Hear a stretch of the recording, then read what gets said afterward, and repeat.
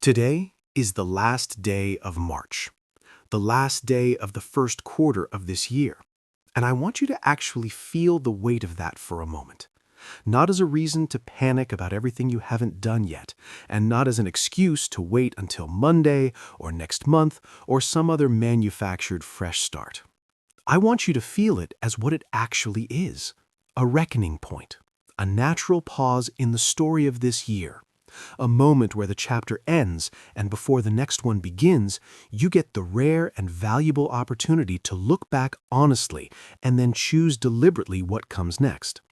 Most people won't take this moment seriously.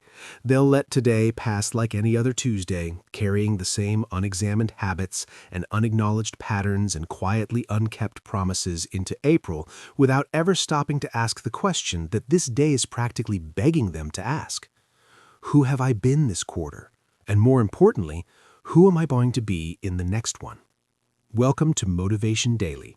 This is March 31st, and today we close a chapter and we open the next one on purpose, with intention, with the full and honest accounting that this moment deserves. Let's talk about quarter one.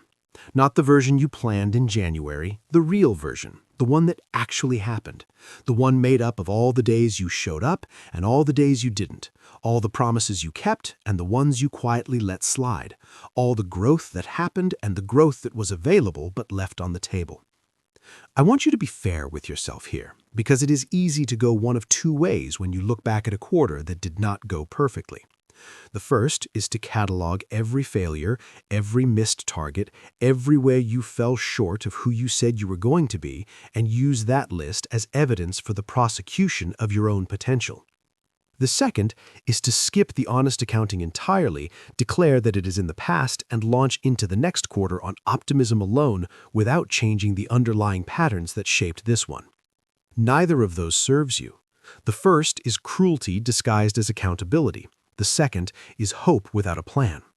What serves you is the honest middle, the clear-eyed look that acknowledges what worked and what didn't, what you are proud of and what you want to do differently, without attaching the results to your worth as a person. The quarter was not a verdict on who you are. It was data about how you operated, and data can be used. So let's look at what this quarter taught you. Think about the goals you set in January. Where did you make real progress? Not perfect progress, real progress.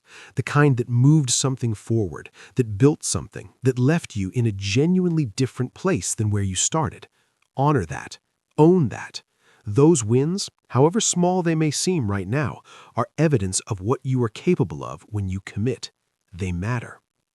And then think about where you drifted. Where the intention was there but the follow-through wasn't, where the plan existed but the behavior didn't match it, where you knew what you needed to do and chose the easier thing instead, not once, but repeatedly, until the gap between where you wanted to be and where you actually were became too uncomfortable to measure directly. Look at that honestly, not with shame, with the curiosity of someone who genuinely wants to understand the pattern so they can change it. Because here is the thing about patterns. They do not change by themselves. They do not respond to the passage of time, or the arrival of a new quarter, or the renewed enthusiasm of a fresh start. They change when you identify them clearly enough to interrupt them. When you understand not just what you did, but why you did it. Not just where you fell short, but what made falling short feel easier than the alternative. That understanding is the most valuable thing you can carry into quarter two. Not a new goal, not a more aggressive target, not a better planner or a more sophisticated system. The understanding of yourself, what drives you, what derails you, what the voice sounds like that talks you out of things at the exact moment you most need to follow through. Know that voice by name, and then decide with full clarity that in the next 3 months, it does not get the final word. Now here is where I want to shift the energy, because this is not just a day for looking back, it is a day for looking forward.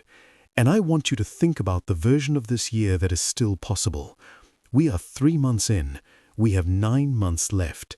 3 full quarters of days, of choices, of moments where you get to decide who you are and how you show up and what you are willing to do in the service of the life you are trying to build.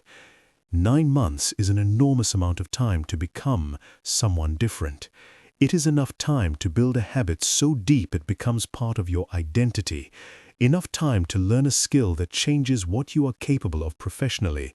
Enough time to transform your health, repair a relationship, launch something you have been sitting on, save more than you thought possible, become the version of yourself that you described at the beginning of this year, and then watched slip away in the busyness and difficulty of January and February and March. That version is still available. The year is not over. The story is not written. The person you said you were going to become this year has not been replaced by the person you have been so far. They are waiting, with extraordinary patience, for you to decide that now is the time. So here is my ask for today. Before this day ends, before March closes and April opens, and the momentum of a new month takes over, sit down somewhere quiet and answer 2 questions. Just 2. What is the one thing from quarter 1 that I am most proud of, and how do I make more of that in the next 3 months?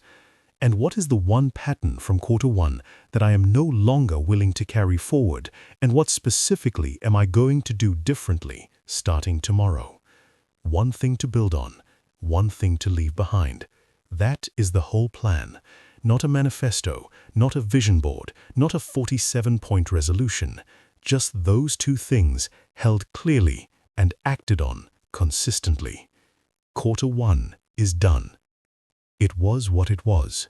You were who you were, and both of those things were enough to get you here, to this day, to this moment, to the edge of the most important 9 months of this year.